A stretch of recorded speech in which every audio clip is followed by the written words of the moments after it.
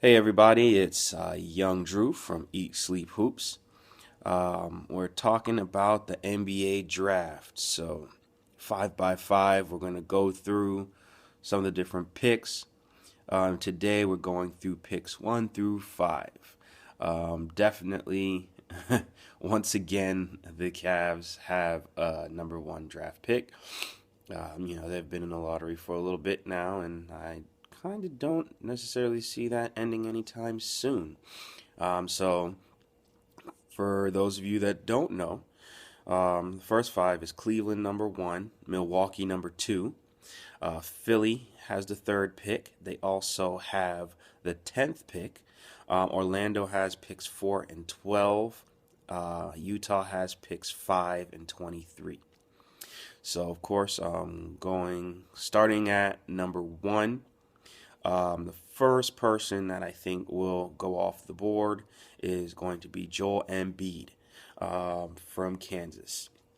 I saw Joel Embiid when he was still a senior in high school, and even then, when I saw Joel Embiid, I instantly had said that he would turn out to be a top 5 pick before the season was over. He was not even listed as drafted this year when the season started. It's just his fluidity, his footwork, his patience that I saw on offense as well on defense. It's not often you see a 7-footer that can run the floor like he does. And you're clearly taller than most of the players when you're in high school, and still he had the composure to make sure that he didn't take shots that were beyond him. He tried to utilize a post game that I saw that they clearly were working on. His footwork, he's not clunky, which is what you really want to see more than anything out of a 7-footer is you're not clunky, you have hands, and it can run the floor pretty well, which he does all three. So that's perfect. And so, just as projected, he's now a lottery pick, and I think that he'll go first. Reason being is because, Cleveland has needs all over the board, but you do still have Dion Waiters. I think, if they can get somebody to agree to a trade for Dion Waiters, then maybe they might consider looking at somebody else. That somebody else I would think primarily would be Andrew Wiggins. I think, worst case scenario, they might, go with Jabari Parker. But in all honesty, he's a scorer. You already have a scorer in Kyrie Irving that is kind of an isolated scorer, kind of like how I project that Jabari Parker would be. So I just see that, as the two leaders of the team, that wouldn't mix. Joel Embiid would mix perfectly, considering they're losing Spencer Hayes, because I don't see them re-signing Spencer Hayes. Varejao as well is unrestricted, unless Varejao wants less money or is able to take something that works well with their cap structure. I don't see the Cavs going back after him, and I'm pretty confident that they are going to lose Luol Deng. So you figure with that lineup, it would still give you Zeller as a backup to Embiid, which is a good position for Zeller. I don't see Zeller as a starter. I see him as a very formidable backup center for years to come, kind of like a Nick Collison type of player, where he can be around for a team and really get some stuff done, but in reserve minutes. Second pick, Milwaukee.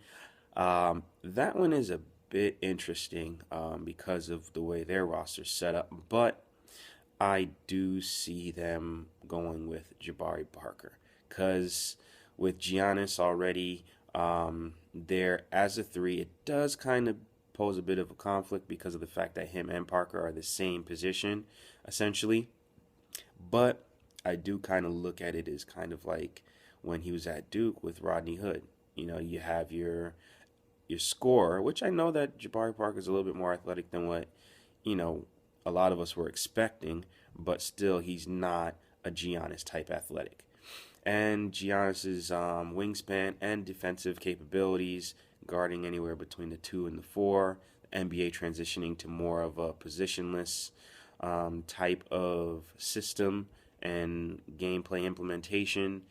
But was rolled out with the Heat and LeBron's skill set. Kevin Durant kind of being another one that, with his skill set, you can slide it into different dynamics.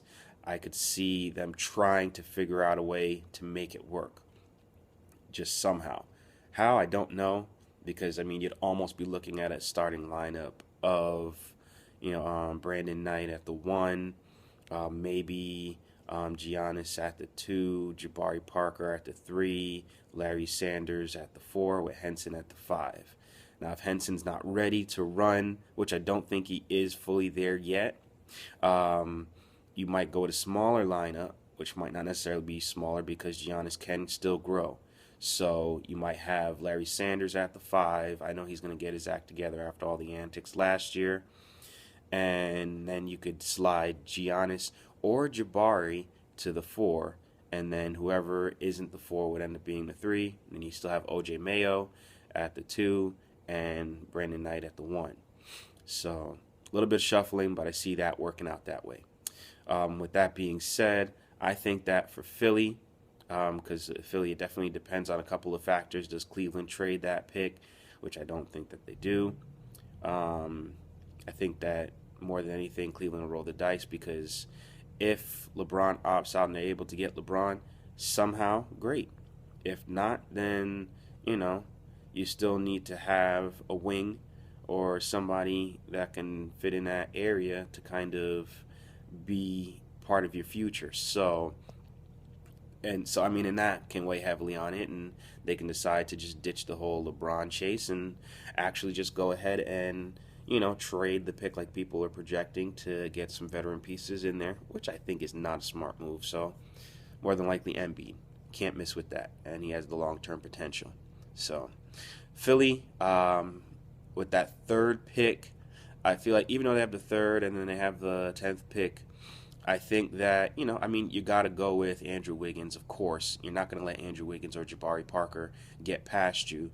So with me projecting Jabari Parker to go to Milwaukee, I would say that you're going to have to go with Andrew Wiggins there, which allows them to keep Thaddeus Young and hold on to him with Michael Carter-Williams, and then you still have Nerlens Noel, and you have a pretty decent team starting to take shape there.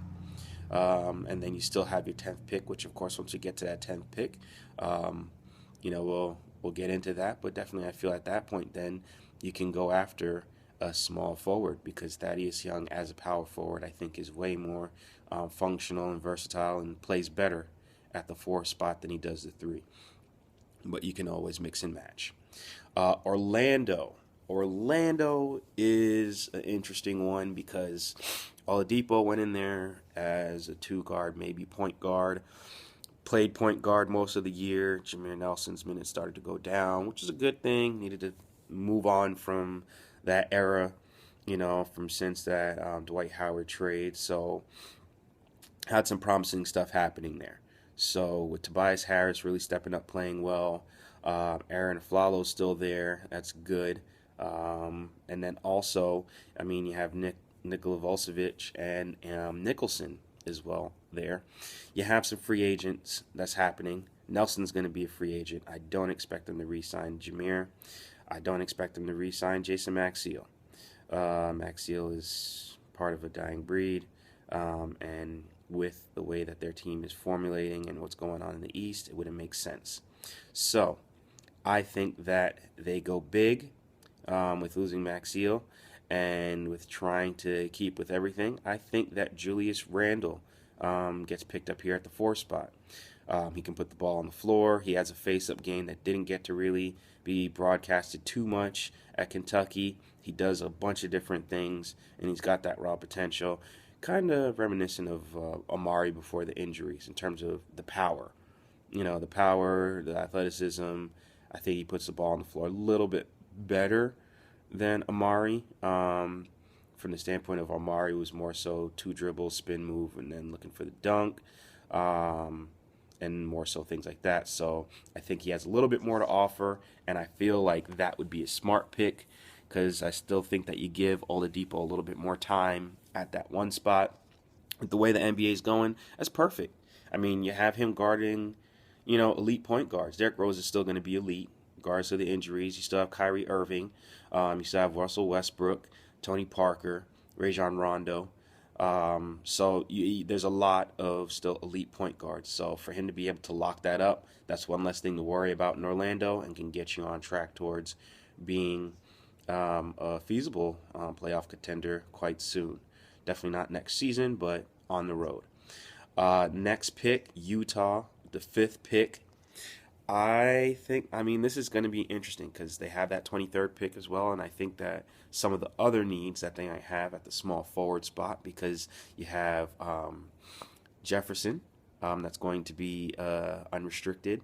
Also, Marvin Williams is going to be unrestricted. Gordon Hayward's going to come into some money. It's money time. He did all right.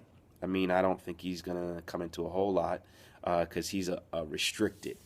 That might make some things happen because I do think that, you look at a team like Chicago, and they could put in an offer.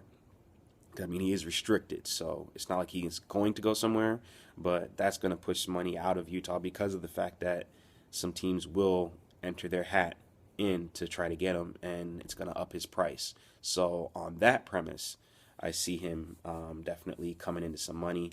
I think that they should have just tried to offer him an extension, and they could have gotten him at a better deal than what they're going to have to do with the open market. We've seen how dirty teams have been with this restricted free agency, with Jeremy Lin and Asik getting those types of deals, and Indiana putting the type of offer towards Copeland that they did to pull him away from the Knicks. So I think with that fifth pick, you go with one of the best players available, and it looks like Dante Exum from Australia is really starting to look like he might be the real deal. It happens a lot of times with these foreign players. Everybody thinks, oh, we don't know, it might not turn out too great. They come out and kill. Leandro Barbosa was mysterious. Nene was mysterious. And both of them have had quite extensive careers and have been very formidable for the teams they've been on. So definitely the whole mystery thing, I think it's just a draft thing because he's not stateside, so they don't have as much knowledge. But from what I've seen from when he played on the national team, I know that's the tape that runs around that everybody checks out. He did good. He did good. He's solid. His measurements and his skill tests came out good. So I think, a 6'6" point guard, that they compare to Penny Hardaway, and I do see those comparisons as being very realistic. Trey Burke is good. It seems crazy because they just drafted a point guard last year, but you've got to look at it this way. You have Alec Burke, who is legit. I don't see any other two guards worth going that high for. And then your 4-5 spot is locked up. Enes Kanter is legit. And then your Derek Favors is also legit. So I think that the core is around those two. Actually, those four. I think it moves around them, Gordon Hayward and Alec Burke. So I think that Trey Burke's gonna still be around. We'll see. If he can put in some major work, not to say that he didn't in his first year, but I think that you go with Dante Exum, it gives you some flexibility because you can run him at the 1, maybe slide him to the 2. So that's picks 1 through 5. Stay tuned because we will make sure to go on the next 6 through 10. So this is Young DRU with Eat Sleep Hoops.